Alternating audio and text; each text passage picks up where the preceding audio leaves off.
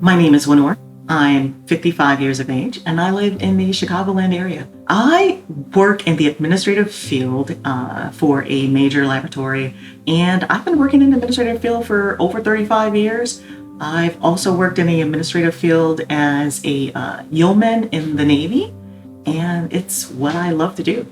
For fun, believe it or not, I love viewing the History Channel and the Science Channel. Archaeology and science are big things to me that I've always loved doing. And I'm a motorcycle rider. So I ride motorcycles in my spare time when I have it, reading, traveling with my family, and that's it. If I had to describe myself, I describe myself as her, which is honest, energetic, and reliable.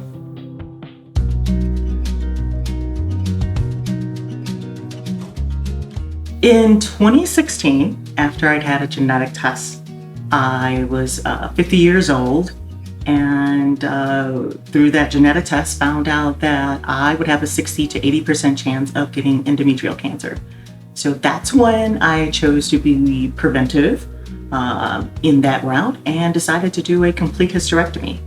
And after having a complete hysterectomy and a biopsy was performed, I was told I had endometrial cancer stage 1A.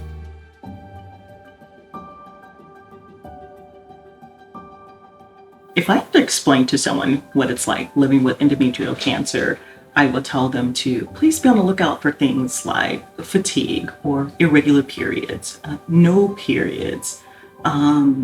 It could be you going through sometimes maybe a host of emotions tied with that.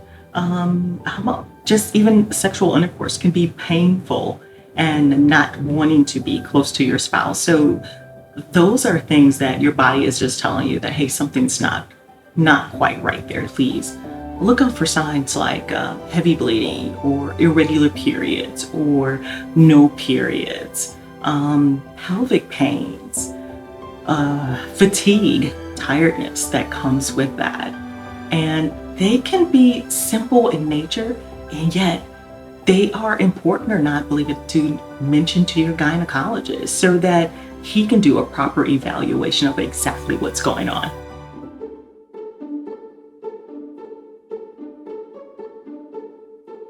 After I had a total hysterectomy surgery, and when I had, say total, it's a total because you're taking the fallopian tubes, you're taking your ovaries, and I'm taking out the cervix was removed. On one hand, I felt totally relieved. I'm like, okay, totally got all the cancer. Yet, due to that, it threw me into early menopause. And so I suffer from menopausal symptoms. And that is something that I regularly talk with my gynecologist about. How can I lessen them? How can I live with that? And so I'm learning to live with menopause because it reminds me that my life was saved because of this surgery. It goes back to that mindset that I was thinking that I survived cancer and I can survive going through menopause. And just give it a different spin so that it doesn't become overwhelming in my mind that, I'm dealing with all these other symptoms outside of having cancer, endometrial cancer.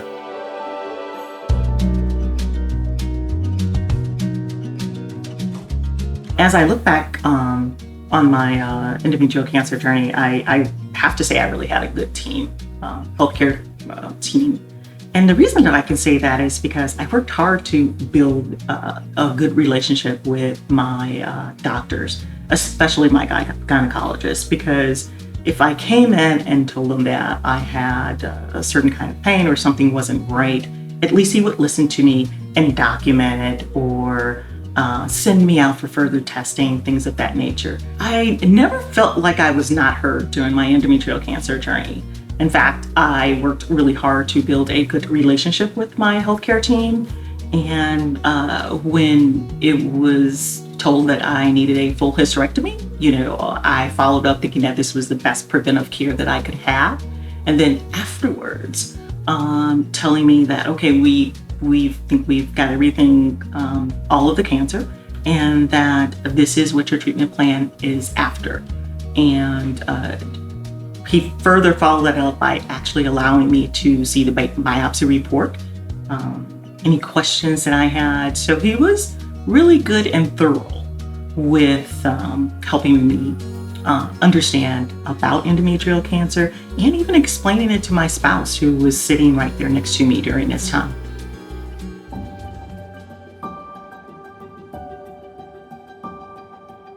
Resources that I wish that was available to me to manage my disease would have been a nurse navigator.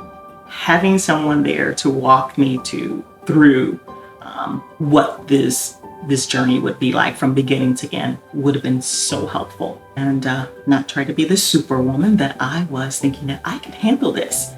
And there are days that I knew that I just could not handle it. So having that nurse navigator that I can call when needed is very, very helpful.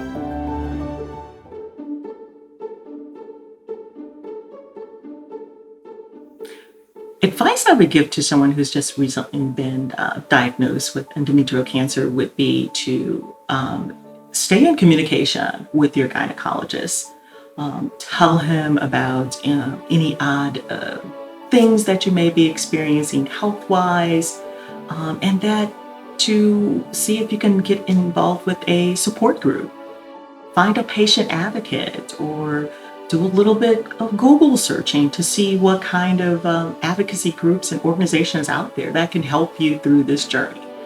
And I think the most important one for me, especially when it comes to your mental health, is finding a psycho-oncologist or a counselor who can walk you through this journey as well.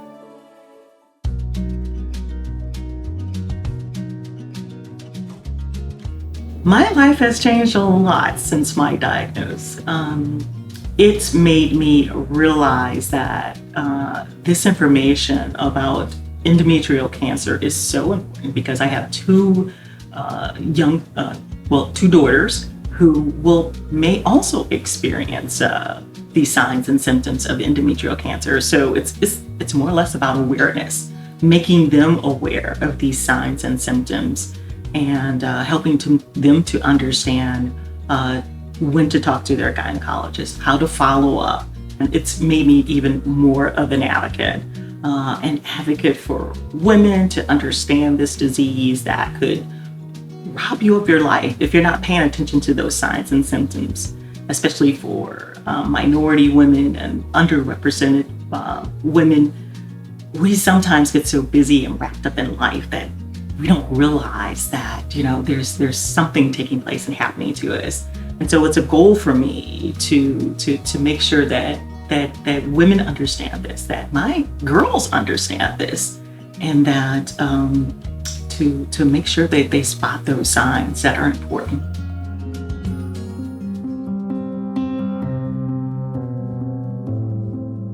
It's so important to be part of these advocacy groups, is because it's been my therapy. I didn't get a chance to have a counselor during my cancer journey, and someone just asked me one day to tell my story. And that is what caused it to be my therapy. And so for me, making it to be about awareness and helping others, especially younger women who may not know about signs and symptoms and things in their body, but to look for, it makes me feel good that I'm contributing and giving back to something that's extremely important and life-saving. It's important that I share my story today, because I don't want any other woman going through what I went through, the trials and errors, the weights, thinking that it's not going to happen to you.